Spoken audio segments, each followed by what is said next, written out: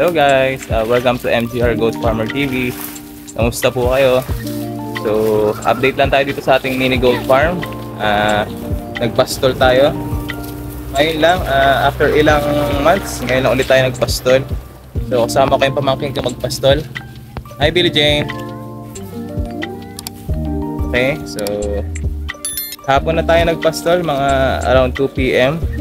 Kasi kanina nagkumpay po tayo na Madre Cacao, ipil-ipil, tsaka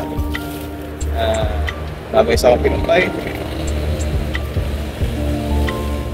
Dahon na malunggay pala yung ating isang kinumpay. So tara, pakita ko sa inyo sila ngayon. Busog na sila pero still kain pa rin para makabawi sila. Makatikim sila ng ibang mga damong gusto nila. So yan si Yumi, sama yung kanyang dalawang anak. Marunong na rin sa gubat yung kanyang anak. Si Borzillo.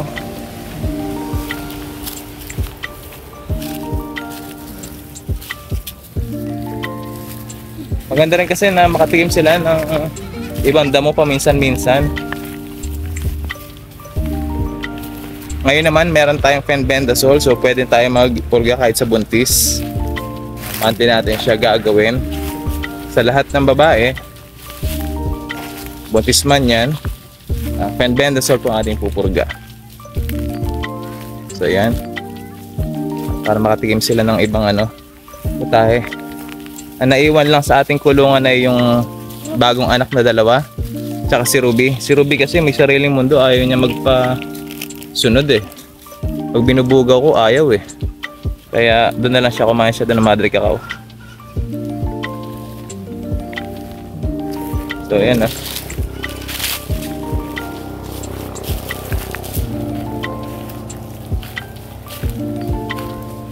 Kahit pag init, at least umulan kahit paminsan-minsan, maganda rin para gumanda yung mga damo dito sa gubat.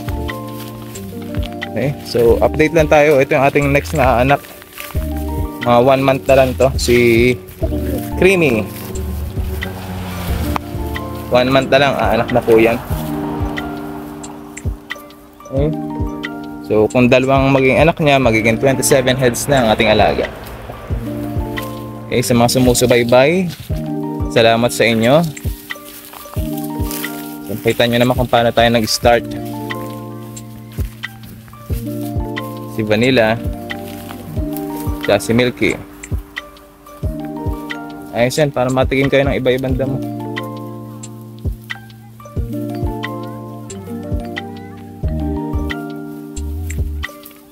Grabe nga lang yung super init talaga ngayon, yung init. Dati gumigising ako ng 7:30 or alas 8 para mangumpay. Ngayon hindi, kailangan 5:45 gising na ako kasi kailangan bago mag alas 8 tapos na, kasi pag alas 8 na talagang super init na sa pinagkukumpayan. Grabe, nakakahilo. Medyo malayo-layo naman yung aking kinukumpayan dito, kaya kailangan maagap talaga. Dati isang 1.5 na lagayan lang dinadala kong tubig, ngayon 2 na. Ubos ko talaga. Kasi made-dehydrate tayo kapag walang tubig. Ramdam ko minsan yung pawis ko malagkit na. Ibig sabihin nade-dehydrate na talaga. Although napakarami ko nainom sa isang araw. But wait lang, paano nawala sila Big Mama, Umiwalay sila. Anyway,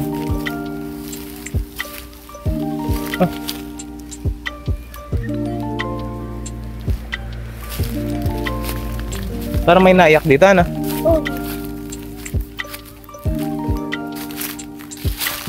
check lang tayo dito. Wait lang, may bahay na pala dito. Tayo mapagalitan. Pasabihin ko anong ginagawa natin. Silipin lang natin, hanapin muna natin yung iba.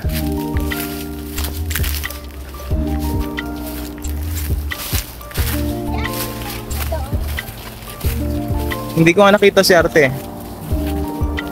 Ay, ito pala sila Big Mama dito. Oo. Andyan lang yun, kasama lang yun ng ano, mag-iina.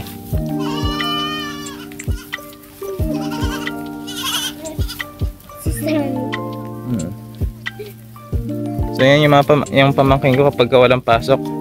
Gusto lagi nilang sumama sa akin dito sa gubat. Ayun nga lang, walang bota. Tulad kay tito niya. Daming halas. Basta kailangan maging mapagmatsyag lang tayo kasi delikado, nasa gubat pa rin tayo eh.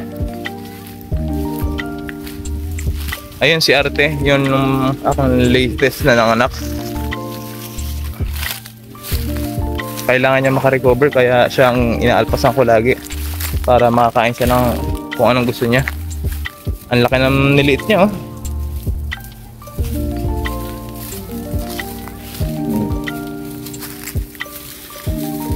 Ito si si Ichi. Ito guys is 5 months old na. Kaso nasampahan siya ni Borsilo. Kasi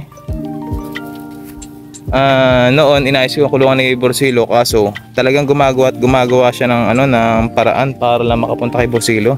Hit na hit siya. So ganun talaga siguro mga dumalaga o inahin kapag hit na hit talaga.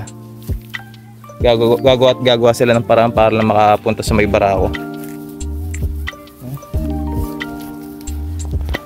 Kung tutuusin, kung wala akong trabaho, kahit di ako mangumpay kahit ngayon tag-init, kaya itong suportahan eh. Malawak na gubatan na to, kaso hindi kasi kaya dahil ay may trabaho tayo. Siguro kapag yung inahin natin nasa 50 mahigit na yon, kukuha na tayo ng kasamahan natin na mag-alaga para kahit sa umaga kumpay lang tayo pang umagaan nila, then hapon pastol na lang sila, babantayan na lang. Doon po kaya sa mga nakakanood ng aking mini vlog, magkano po ang binabayad nyo kapag meron kayong tauhan or yung kasamahan natin sa pag-aalaga? Magkano po ang bayad nyo po sa kanila? Halimbawa, ang trabaho lang niya is magpapastol lang, ganun. Hindi naman mangungumpay. Pastol lang, then bigay ng painom, ganun lang. Para magkaroon ako ng idea. Ito si Jamie guys oh, nasampahan na rin ito ni Borsilo. Sige, bumawi ka Arte. Ang laki ng niliit nyo oh. Parang timbang na lang ito, nasa 20 kilo.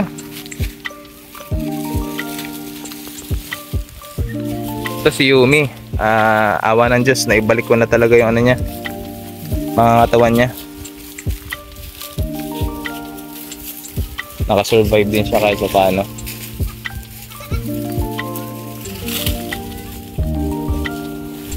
Ganon kasi mangyayari kapag hindi natin napupurga. Dati kasi wala tayong fenbendazole kaya hindi ko siya mapurga kahit nagtatain na, buntis. Kaya hindi ko mapurga. So ngayon, no excuse na. B-complex tsaka purga monthly. Ayan sila, tatakbuhan na oh. Grabe yung katawan ni Borsilo.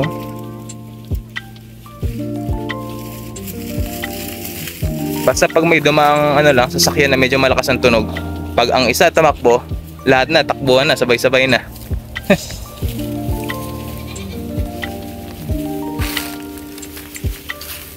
Itong aking barako 13 months old na.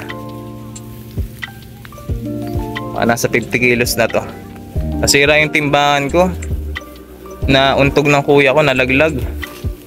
I-assemble ko pa, binuksan ko may naputol sa loob na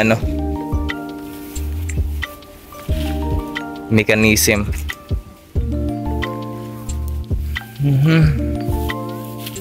Hi Borsilo.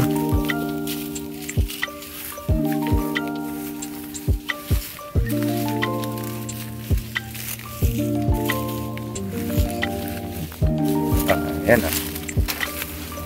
Masarap din magpastol, sa totoo lang. Diyan ako ginaganaan magpastol kahit mainit eh. Talagang hindi lang tayo full time para hayaan natin sila sa gubat. So ganito lang, pagka uuwi na, isang tawag lang natin dyan, lahat yan sunod yan. Tara, uwi na tayo, bebe. Ha? Eh! Eh! Eh! Eh! Eh! Eh! Tatakbuhan na yan. Eh!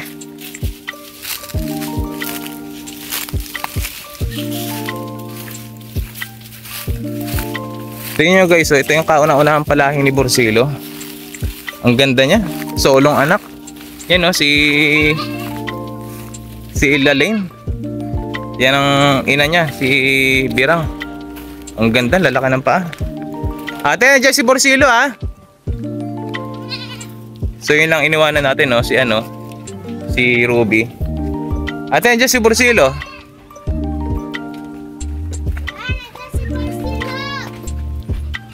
Yan. Pag naarating dito si Borsilo, sarado lahat. Yan na. Kahit sa bintana, naakit kasi ito eh.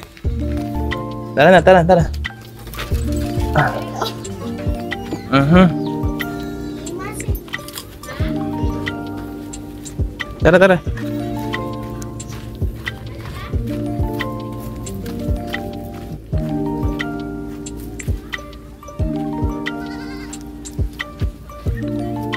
Ay nako.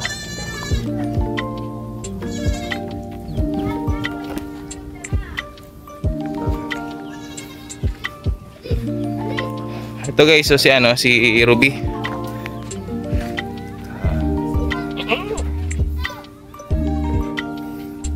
Hindi sumusunod sa akin yan, kaya hindi ko siya sinasama pagpapastol.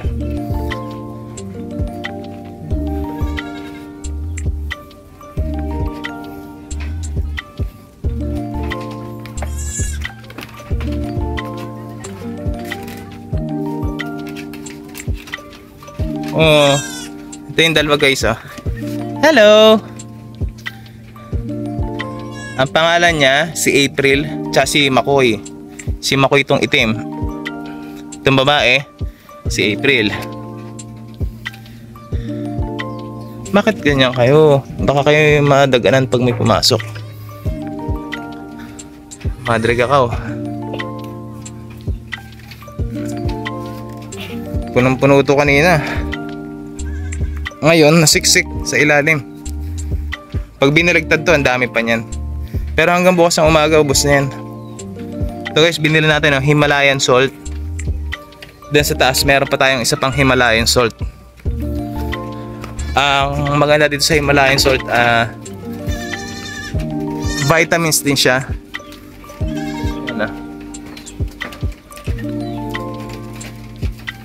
So, umorder tayo niya kay Sir Ian Zamora. Regalo sa akin ng asawa ko. Tsaka Fenbendazole.